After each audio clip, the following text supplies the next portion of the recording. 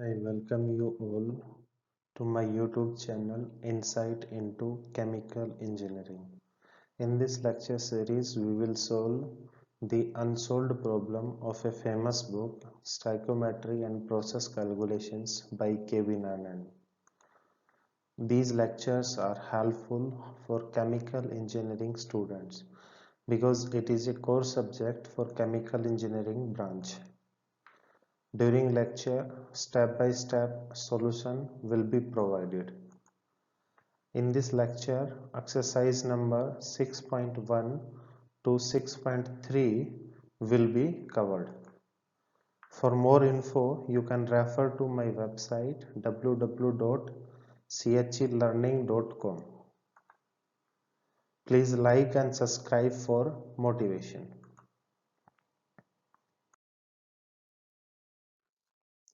Problem number 6.1.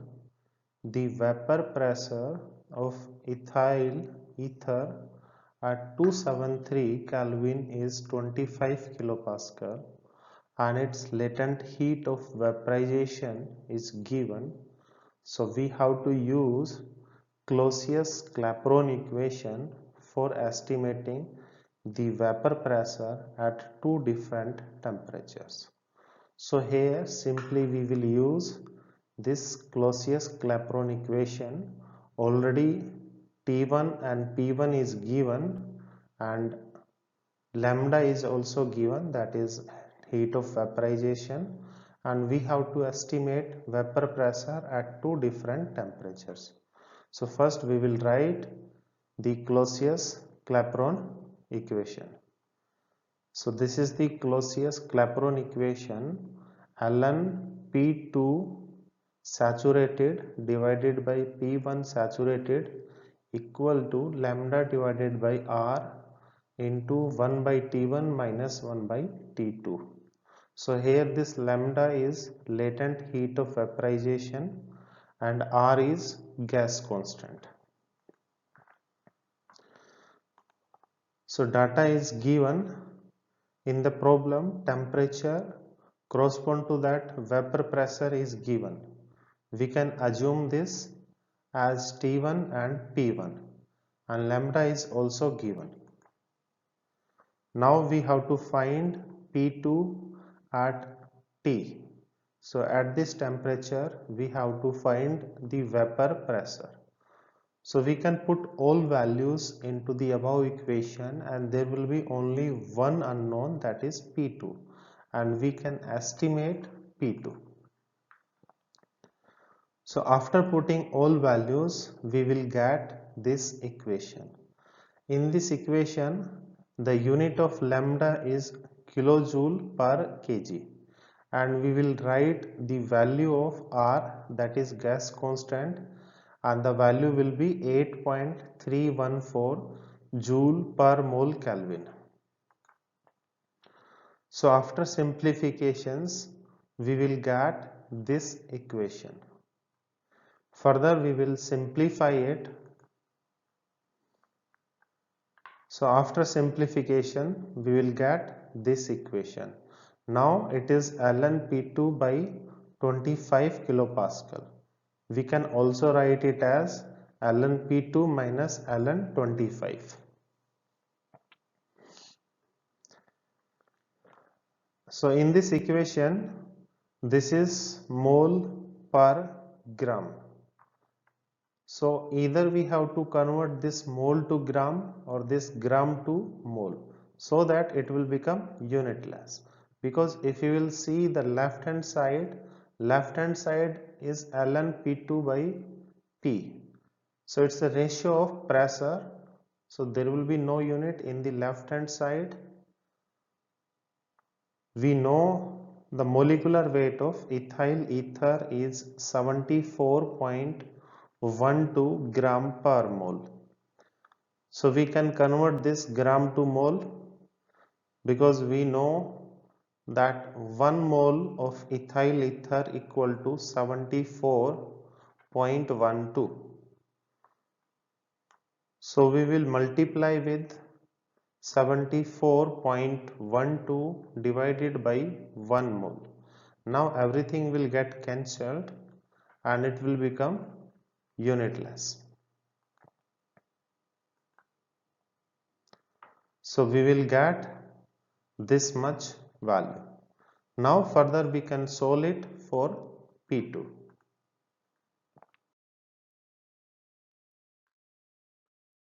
Now simply we have expanded the previous equation. Now we can put the value of ln25 and then we can solve it for P2.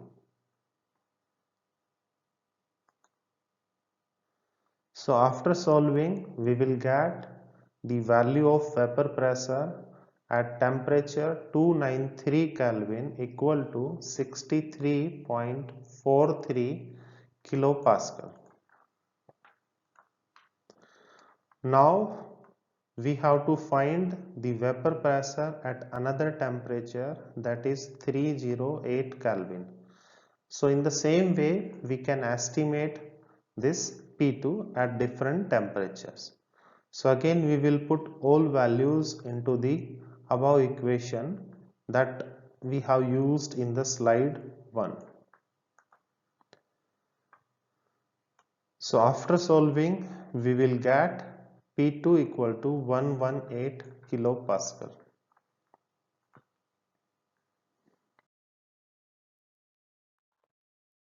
Problem number 6.2.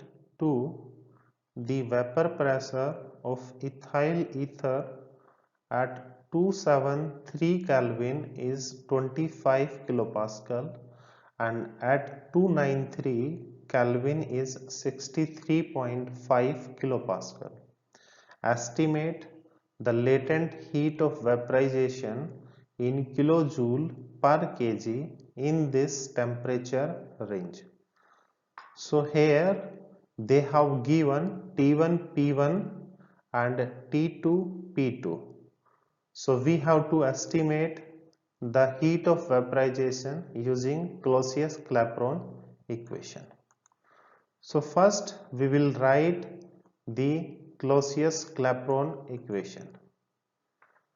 So that is ln P2 saturated divided by P1 saturated equal to lambda divided by R into 1 by T1 minus 1 by T2.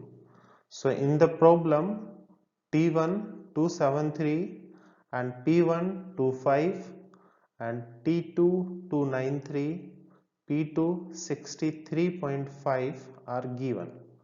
So we have to estimate lambda. So first we will write the data which are given, that is T1, P1, T2 and P2. We will put all data into the above equation. So value of R is 8.314 joule per mole Kelvin.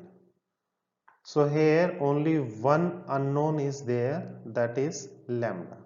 So we can estimate it for lambda. So further if we will simplify, we will left this unit and finally this lambda will come out in term of joule per mole. We know the molecular weight of ethyl ether is 74.12 gram per mole, because in the problem we have to provide answer in term of kilojoule per kg. So here we have unit in term of joule per mole. So we have to convert this mole to gram. So we know that 1 mole of ethyl ether equal to 74.12 gram. So we have written it in such a way so that this mole will get cancelled and we will left with joule per gram.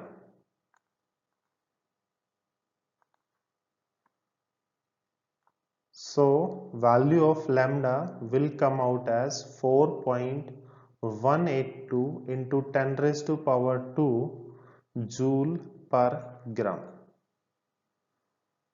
So we can write it in terms of kilojoule per kg.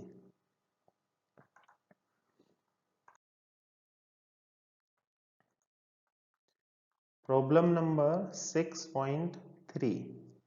Using Clausius-Clapeyron equation, calculate the vapor pressure of water as a function of temperature and compare the results with the following values taken from steam table. So here experimental data are given at one particular temperature, vapor pressure is given. So we have a series of temperature correspond to that vapor pressure are given. So using Clausius-Clapeyron equation, we have to estimate this vapor pressure at the corresponding temperature. Then we will compare this vapor pressure with the experimental values. So further it is given that latent heat of vaporization of water at triple point is 45.05 and at normal boiling point is 40.66 kilojoule per mole, and these may be assumed constant for lower temperature range and higher temperature range respectively.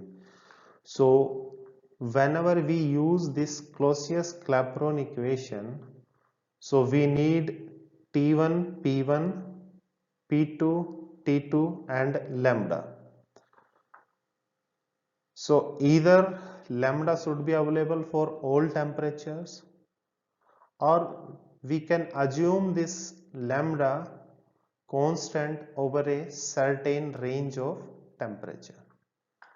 So for lower temperature range, let's say up to from 273 to 323, we can assume that 45.05 will remain constant.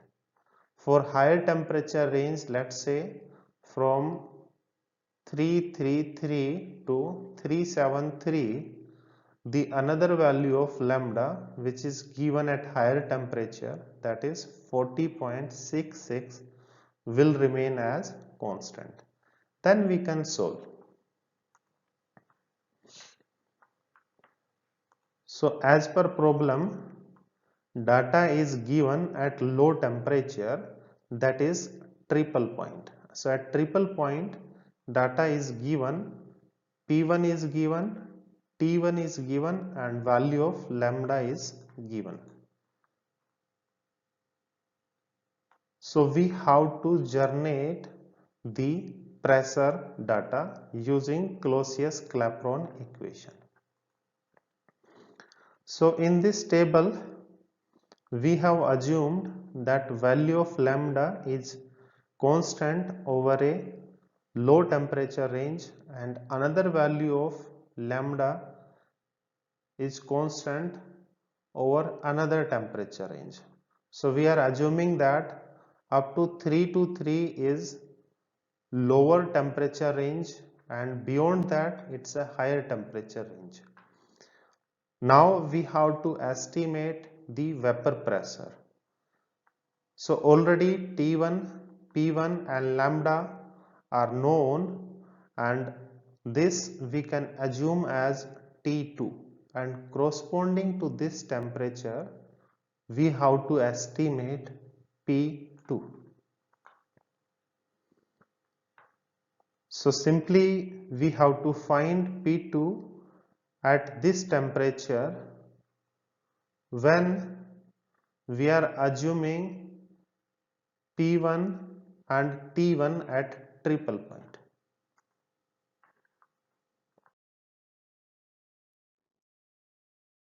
So simply we are putting the all values, and after putting all values we will get this equation. So further we have to solve this equation and there is only one unknown, we can find out the value of this unknown.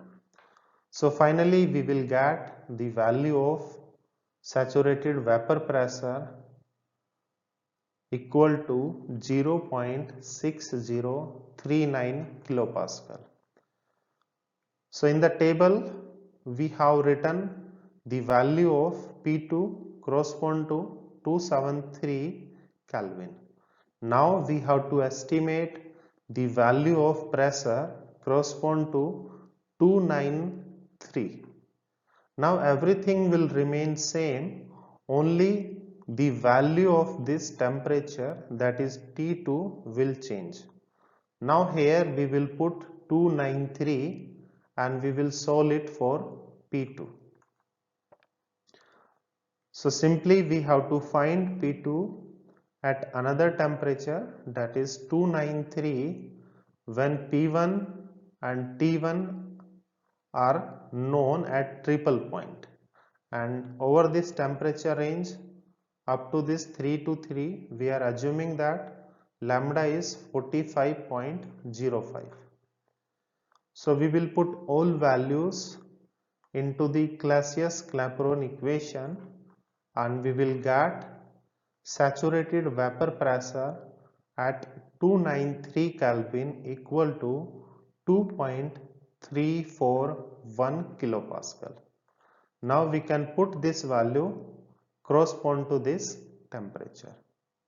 Now we have to find vapor pressure at 313 Kelvin. So we have to find the P2 at T equal to 313 when P1 and T1 are given. So again we will put all values in the Clausius-Clapeyron equation and we will solve it P2. So here this P2 will come 7.631 kilopascal. So we can put it value correspond to 313 Kelvin. Now we have to find vapor pressure at 323 Kelvin. So we have to find vapor pressure at another temperature. So again we will put all values in the Clausius-Clapeyron equation and we can estimate the value of vapor pressure. So further we will write this value correspond to 323 Kelvin. Now for this higher temperature range, T1 and P1 will be changed as well as this lambda will be changed. So here the data which are given at normal boiling point, that will be taken as T1 and P1 and this 40.66 will be taken as lambda. So we will solve it in next slide. So again we have written the previous table and we have to estimate these values. So data is given at higher temperature. So first we will write the data which is given at normal boiling point. So these data will become P1 and T1 and this will be lambda. And this 333 will become as T2 and correspond to this T2 we have to find P2 vapor pressure. So we have to find vapor pressure at 333 Kelvin when P1 and T1 are known. So we will put all values into the Clausius-Clapeyron equation and after putting all values we can see that only one unknown is there, that is P2. So we can solve it for P2 and we can put this value there. Now further we have to find vapor pressure at 353 Kelvin. So again we will put all values into the Clausius-Clapeyron equation and after solving we will get 47.95 kilopascal. Now we have to find vapor pressure at 373. So we have to find the vapor pressure at another temperature. We will put all values into the Clausius-Clapeyron equation and we can estimate the value of P2. Now we can put this value correspond to this temperature. Now in the next slide we will compare the calculated versus experimental vapor pressure data. So here in red color we have the calculated vapor pressure and below this we have the experimental vapor pressure. So here if we will see the difference, so there is a slight difference in the vapor pressure data. If you want to estimate the deviation, then you can also estimate the deviations. So how much this calculated data is deviated from the experimental values.